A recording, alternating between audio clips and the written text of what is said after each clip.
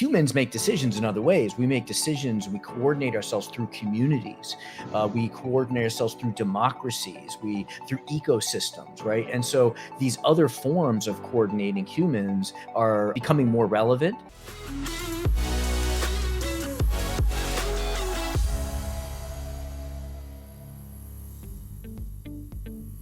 All right. Hello, everyone. This is Matt Donovan again for another installment of Insights and Innovation. And I have a fantastic guest with us today. Kaihan Krippendorff is joining us. And I will tell you, I'm excited to have him on the show today. You know, when it comes to somebody who's really, I'd say, committed to helping companies, move through the disruptions that they're experiencing. I think he's one of the top people that comes to my mind to be able to do that.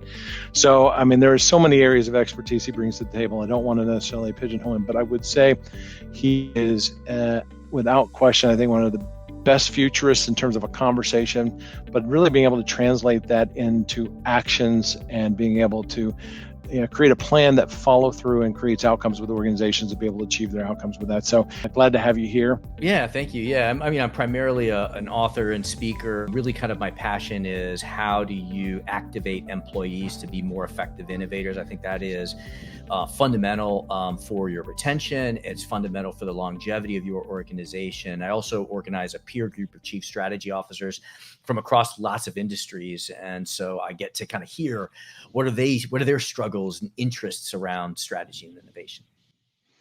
And I think that we were talking a little bit about before this, that role of being that connector to be able to have the pulse for what, how are organizations working through those disruptions, the resolutions, how they're kind of sharing some of those ideas. And I think that's what's really exciting to kind of hopefully share a little bit about some of what you're seeing out there as well. So I wanted to kind of tee us up. One of the topics that's really that's coming out as a really hot topic is the concept around, I would say, the disruption kind of coming out of what we thought was post-pandemic into probably instead of the new normal will be a series of the next normals as we're kind of working through this. But one of the things that we've seen is not only the capability of innovation, but being able to help a workforce ultimately continuously transform itself to adjust to those disruptions. And some of the questions, what are some of the transitions or challenges you're seeing in the face that the organizations are really facing out there? Well, I think that there's like three big ones that are sequenced into like kind of near term, longer term, and longest term. So long term, what we have the embracing of AI, which is changing the nature of roles and institutional knowledge, how that's shared and how humans interact with AI. And it's not going to be as simple as we think. And I think that COVID has forced us now to accelerate how we think about what capabilities we build and how we build capabilities in people faster towards that future. More near term, I think just the contract is changing. We got, COVID has caused what's the term I'm thinking I'm looking for? The great resignation. Yep. Right. I mean, every industry. I was with contractors, some construction industry people yesterday. Big issue. I'm going to be working with some electronics manufacturers. Big issue, right? And people don't want this old contract. They don't want to just, a transaction where I get paid to follow your orders. They want freedom. They want liberty. And now they can vote with their feet and they can leave. And companies are finally making that mental shift. That's been accelerated. And then the near term, you just have retention, right? You got to give people the intrinsic reasons to want to stay, to want to contribute, right? And so COVID has just accelerated across those three horizons. Yeah, having that request. And I think from our side, where we're seeing some of this conversation is, how are you going to help a workforce transform itself when the very nature or the makeup of the relationship of the workforce with the employer is really changing? So you used to have maybe a couple of classes, full-time employees, part-time employees, and then contract. Now you're having a whole variety of those, not in multiple dimensions, not just geographically where are they located, but when and how they work, the types of things they work on, much more flexibility. But how do you bring a diverse population like that to be able to move to the next challenge and get on the same page to help solve that problem. And then the next one as you're going with that. So keeping a more complex, more diverse type of work engagements up to speed with upskilling and out there. And I think, you talked a little bit about AI. I think some folks are hoping that AI will automatically solve that. I don't see that immediately on the horizon yet. When you talk about that work engagement, how are companies responding to that? What are some ways that they're thinking differently? I think that our paradigm for how we organize workers is very outdated. It's a centralized economy, right? Where you have a central authority that decides what work gets done by who and how much, what internal prices are, what resources, where resources go. But a hierarchical model is just one model, and it's still right in certain areas. But humans make decisions in other ways. We make decisions, we coordinate ourselves through communities. We coordinate ourselves through democracies, through ecosystems, right? And so these other forms of coordinating humans are becoming more relevant. And so I think companies are starting to change the paradigm by which they organize the different parts of their companies, at least the forward-looking ones. And you see things like, it used to be that a company had one ecosystem. One business model, right? One way of pricing, one way of organizing, one way of distributing. And the problem is that new innovations often require a different type of business model around it. And so that's why often these innovations get spun out and built outside of a company. But 70% of society's most impactful innovations have come from inside established companies. That innovativeness has declined, and we need to rediscover it, because to solve the world's problems, we need large for-profit organizations to be part of the solution. So it is there's pressure externally from the social pressure of global warming, of creating a sustainable planet, right? These externalities become internalities. And then from the inside out, people are saying, I can get more freedom in other places. So I'm going to, you got to compete with other forms. And so, corporations are getting pushed from the top and the bottom, from the inside and the outside, to change how they think about organizing human talent. Tying into that, how do they solve some of those problems? I think it's, creating innovation as a capability, but almost that culture of entrepreneurial behavior. Yep. Thinking about that, I know that's an area that you work with, and I think as we're going to say, one size won't fit all for our future workforce. Upskilling won't work. We need more what I consider transformational diversity, equity, and inclusion, things that make learning and upskilling more accessible to draw from the whole population. But we really need that infusion of that entrepreneurial behavior within the organizations to say, how do we bring an innovative mindset to solving those challenges and those problems? Yeah. And what's shocking is that it's fairly well known what you need to do to be able to create an entrepreneurial culture. There's lots of research, but it's kind of like we keep reinventing the wheel, right? We know that you need a culture that encourages proactivity, innovative thinking, risk taking, right? You know that you need organizational structures that allow flexibility, allow a worker to say, hey, I want to go work on this project that isn't under the reporting structure of my manager, but I want to go spend some time and work there. We know that we have to allow for risk taking. We know we have to allow for innovation resources, like give people 5 weeks and $5,000 to go and try something, right? And so these solutions are known, and there are companies that are of scale that are already doing these things. Hire in China is one kind of fairly well-known example. They've taken their whole hierarchy, they broke it down to 4,000 micro enterprises with 4,000 CEOs. So it's almost like we can see the solution, but we are kind of making up reasons not to embrace the solutions. An inflection point is, I go back to March of 2020, when around the globe, and depending a little bit earlier, a little bit later, depending on where you were in the world, we all started to shut down. So when you think of the business to consumer, worker to worker relationships, the dynamics had to change. How we thought about a business, how we thought about collaboration, how we thought about connecting, all of that had to change. And I would say all of a sudden you started to see a separation between organizations that have been practicing that culture or moving in that direction, better able to respond, versus those that were caught dead in the water. Because there's not been a singular event where nobody had a playbook, nobody had an answer. And on top of that, if you had an answer, it is only as good as Thursday, because Friday's going to bring something new. And Hmm. so you needed to be able to continuously come up with, solutions and evolve, communicate, execute, implement, pivot, all of that in a way that balances out being able to, bring in new ideas and concepts, but also turn them into action that turn into outcomes.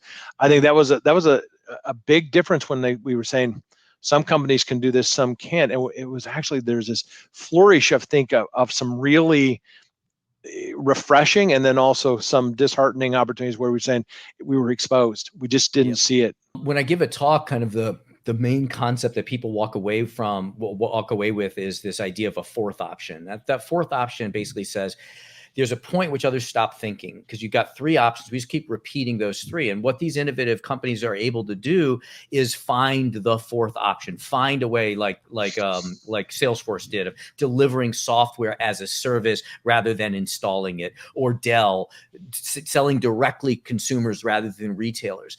And what the opportunity that COVID presented to us was it robbed us of many of our three options. So there was no other option. We had to do the fourth You had option, to do right? something else. So Exactly. yeah, accounting firms. I was working with this big accounting network and firm, and they fought remote working. The accountant needs to be at the client site, needs to be in the office, but now suddenly they can't be. And so there was a belief that it wouldn't work. So let's not try it because it's too risky. But now we're forced to try it. What do we find? We find that all of a sudden our cost basis goes down because we can recruit with a national footprint. We can recruit accountants from Nashville and Memphis, from wherever. And then our clients say, you know what, this works. You're sitting in my office, and instead of and you're sending an email to my CFO asking for information, don't do that in my office, do that somewhere else, right? I don't want to have to pay for your travel. And so on both sides, the client side and the delivery side, they're saying, wait, actually, all those reasons that we came up with for why it wouldn't work, you know what? They're actually not founded. So the question is, do we go back? Because now we know that we don't have to go back, that it can work. Once you've seen the truth, it's hard to go back to not and say, go Yeah. back to that comfort zone of it was okay and comfortable with the no, because it's just not going to work. I It, do think there's a generational divide, though, as well. And not necessarily Mhm. age wise. It's sort of a mental generational divide. I think that what I see is a lot of this debate of, do we maintain a flexible remote workforce, or do we go back? You see people pop up, and you see people say, I was one client, and they said, COVID has ruined our workforce, because now all these young people, they don't want to come back into the plant. They don't want to come back to the office. They want to use their own device. And I want them back so I can see if they're working. Yeah. So I can monitor what time they come in, what time they leave, right? But and so I think that there is the risk that old mental model will will swing some companies back. Well, but I think it's the path forward to the other side. It's not about back or an alternative to another. The fact of the matter is that there are things and good reasons to come together, but Yeah. sitting in a cube farm is not one of them. Right.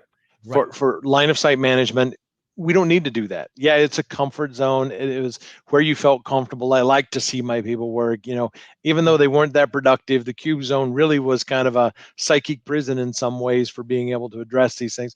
Yeah. But still, how do it's not the coming together, because they still need to, as humans, we are social, we're collaborative. Face to face can be important. There are ways in which you need to still fulfill that. I mean, WeWork wouldn't have had a business model if at home workers didn't want to go to a place with other people, just Yeah. not into that office where we were. But I Yeah. still want to see other people with a common cause. There Yeah. are elements behind that. And where should they come together, I think, is really there's a tension there, right? Because the infrastructure of the city was built. So you have, and I live near New York. In southern New York of Manhattan, there is a CBD, a central business district. And you go down there in the evening and it's empty. It was Yep. designed for an era where you had a mother that didn't work with the family uptown, and the man would travel down and work in a suit and then come back, right? Or through, on a train.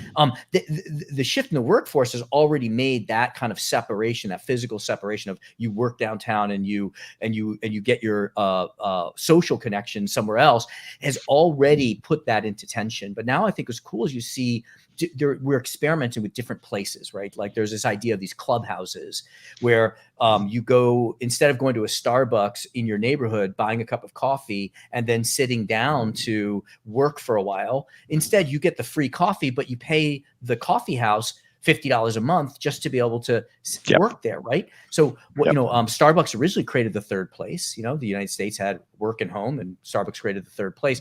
I think we're seeing some cool experiments of third places, fourth places, fifth places, different places for people to work. Young people that say, I want to work for 3 months in Bali, and then I want to work for 3 months in Paris, and then I work for and so we see spaces popping up where they're kind of like co-living, co-working destination places. And then companies are saying, you know what, this is actually going to work. I'll be able to recruit this person. So let me have a different kind of program where you can be this kind of nomadic.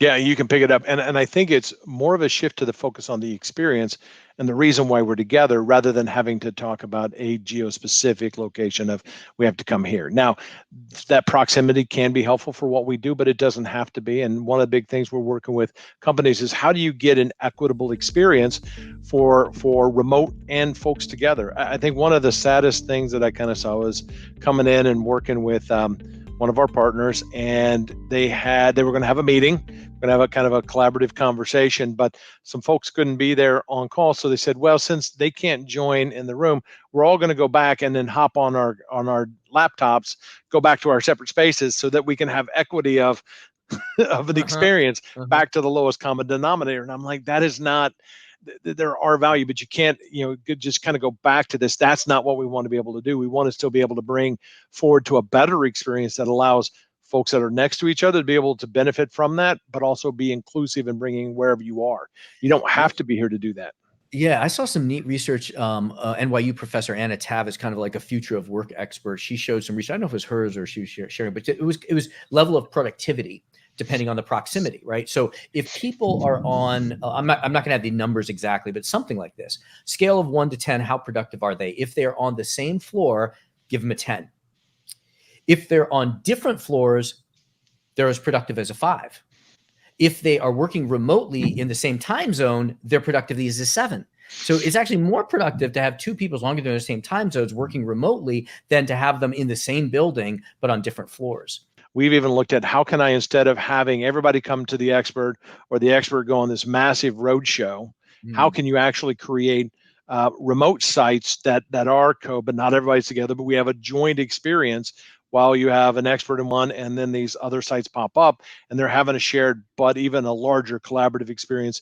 And how do you facilitate that for growth and development where you do not have to be in the same location? And I think that's what we're getting to be a part of. And there is this sort of functional benefit of, can I knock on someone's door and can I talk to them immediately? But people are so planned anyway that you could knock on their door, but you have to still make an appointment to see them if they're across the way. But there is also kind of like the psychological proximity of a sense of belonging. Who do I belong to? And something that you and I are getting to work with one of the clients is creating this community of innovators inside a company. And I gave a speech for a large financial services company, and they have this community of data analysts, and they're all embedded in different places, but they view themselves as part of this community, even though they don't all report to someone. And I think it's also for us as workers and learners to be thinking about shades of productivity. There's time I need to collaborate. There's time I need to work by myself. There's time I need to take a step back and reflect. There's a whole range of those, and we need to actually manage that better.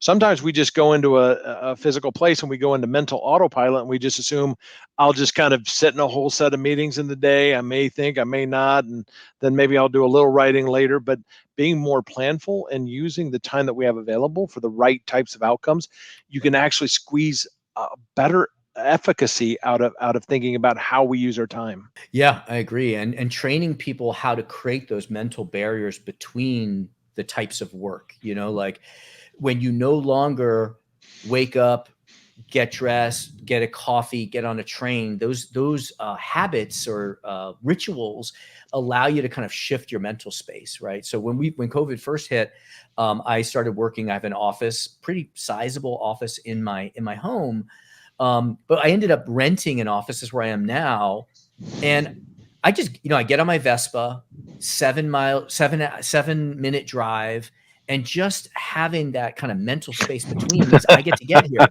Now, can we Yep. train people how to create those mental rituals so that they can have their focused deep work space, they can have their meeting space, their community space, they can have their getting the mindless work done space, right? There is a variety in that, but having intentionality, I think that's the thing, is being aware of it, the intentionality behind that, and Yeah. when you need to do those things. No, so I think that this is some of the things that we're seeing some really good. I mean, it's an exciting time. I mean, I love being able to shatter that. Going back to your point, the first three options were gone. How well prepared were you to come up with the fourth option repeatedly? That was a defining moment. I think that there's an urgency and a sense of interest in being able to say, that need's not going to go away. We're not just going to snap back to the way it was before when the old three options worked. I don't see that happening as a change. So, well, I know, boy, we could continue to talk. I want to give you the opportunity to kind of one kind of last, thought to kind of leave us with, or to kind of to take away, or one piece of advice. What would you share as we're kind of thinking through, this great future, and as we're thinking about how, as organizations, we even deal, for example, with the Great Resignation or the hybrid workplaces of the future? You have leadership kind of opening up structures, allowing for more business models, more innovation, more ideation, more flexibility. But from the bottom up, we also need to do that. And like some of those things are training people to run experiments, to take an idea and break it down, identify what is that critical thing, and then run a frugal, inexpensive, low risk experiment. So there are a whole bunch of models around that. Training them to design business models so they can understand what the company business model is, and adjusting that. And then another big one is training them in internal politics and making that an okay thing. Successful internal innovators view the political challenge as part of the problem-solving process. I just interviewed a woman earlier today who's a serial innovator from, she was at SC Johnson, then she was at Whirlpool, now she's at Notre Dame. And the pattern that she lays out is always, got this idea, I got a barrier, and I found a way to go around the barrier through the relationships that I developed. So some people view politics as a necessary evil. But when we can get our people to view that as part of the process, which then brings us back to, I think the most important thing is love. Like, they've got to love the company just as much as they love a customer, because a company is just another customer for them. So this need to drive innovation is going to drive companies to become loved employers. No, I appreciate that. I think that's some good advice, and I would say it's definitely taken a lot as we deal with so many things in our personal, our professional, our spiritual, wrapping into the work we do. It's love has to be one of those things that helps get us through on that. So no, I appreciate that. Thanks again for your time today. I appreciate it, and look forward to many more conversations and lots of great work around the innovation space. So Yeah, well, thanks for having me, and thanks for the work that you do.